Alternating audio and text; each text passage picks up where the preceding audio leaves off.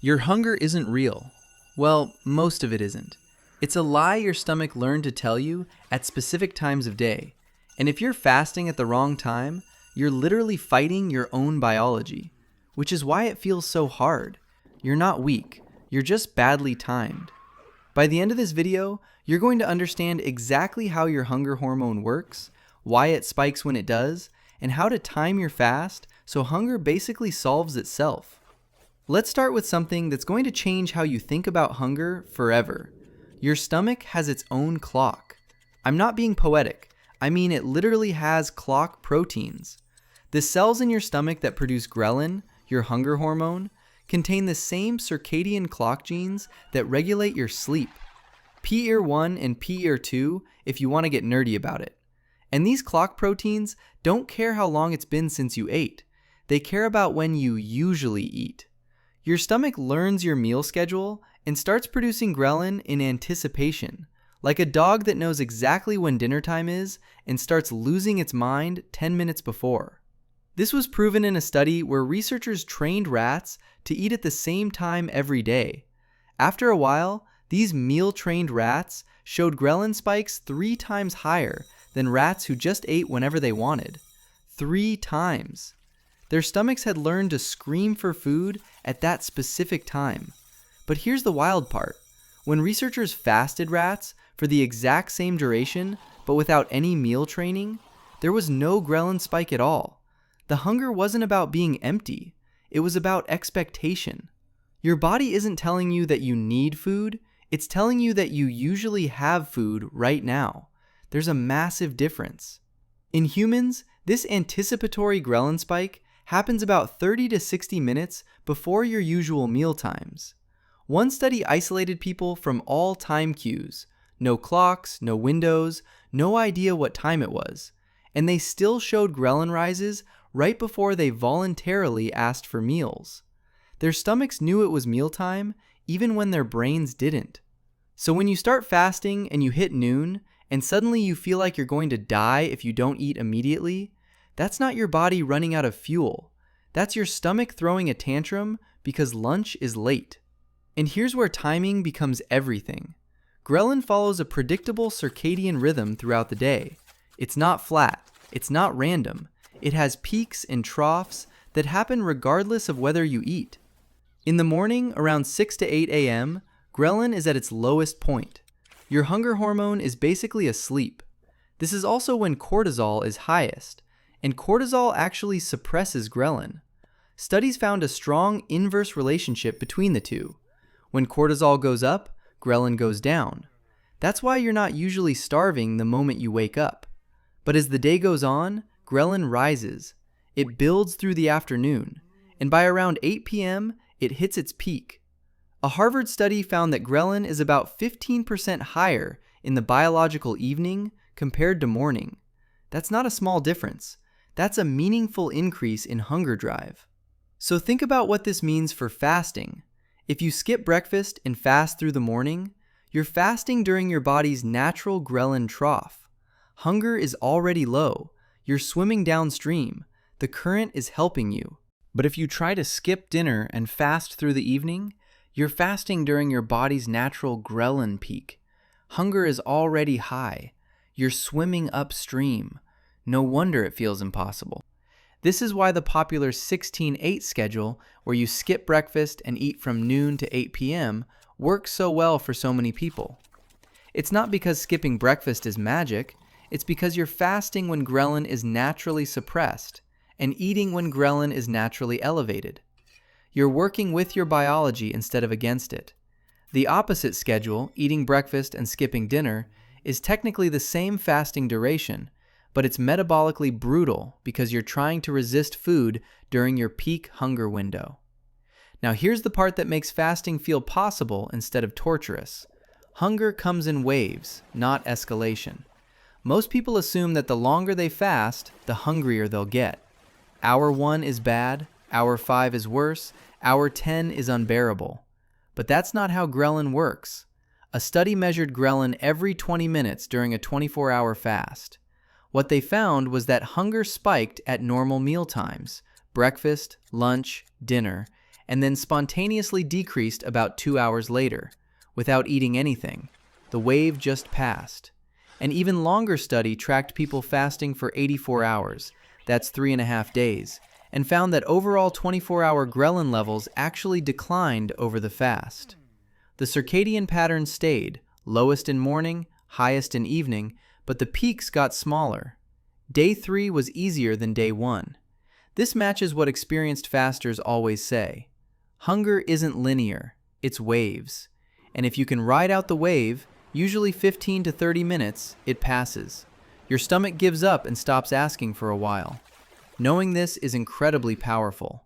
When you hit that noon hunger spike and your brain is screaming that you need food right now or something terrible will happen, you can recognize it for what it is, a conditioned response, a wave. It's going to pass whether you eat or not. You just have to wait it out. And if you push through long enough, you get a reward. After about 12 to 16 hours of fasting, your body starts producing more ketone bodies, specifically beta-hydroxybutyrate. And ketones are natural appetite suppressants.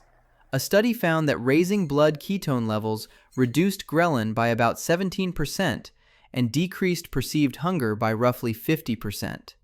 50%, just from your body's own ketone production. This creates a feedback loop. The first few hours of fasting are the hardest because you're dealing with conditioned ghrelin spikes and you haven't hit ketosis yet. But once you push through and ketones rise, hunger actually gets easier. This is why so many people report that longer fasts feel easier than short ones after the initial adjustment. The ketones kick in and appetite just quiets down. But here's where people sabotage themselves without realizing it. Late night eating absolutely wrecks this system. A 2022 study in Cell Metabolism, which is a big deal journal, took the same food and shifted it 4 hours later into the evening. What happened? Next day, wake time hunger increased significantly. Leptin, the satiety hormone, decreased. The ghrelin to leptin ratio got worse, and the body shifted towards storing fat instead of burning it. Same calories, same food, just eaten later, and it made people hungrier the next day. Night shift workers show this chronically. Studies found that circadian misalignment increases 24-hour ghrelin by about 17% and morning hunger by 14%. Even worse, eating doesn't satisfy hunger normally when your rhythms are disrupted. You eat and you're still hungry because your hormones are confused about what time it is. On the flip side, early time-restricted eating between 8 a.m. and 2 p.m., actually decreased average ghrelin levels, despite an 18-hour daily fast. And hunger became, quote, more even-keeled, less spiky, more manageable. So the evidence is clear.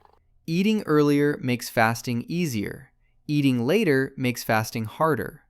The timing of your eating window affects the hunger you feel during your fasting window. Alright, so how long does it take to retrain your hunger? About 2 to 4 weeks. The first week is genuinely the hardest. Your stomach's clock is still set to your old meal times.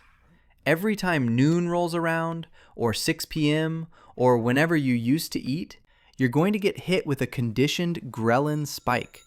It's Pavlovian. Your stomach is ringing the dinner bell even though dinner isn't coming.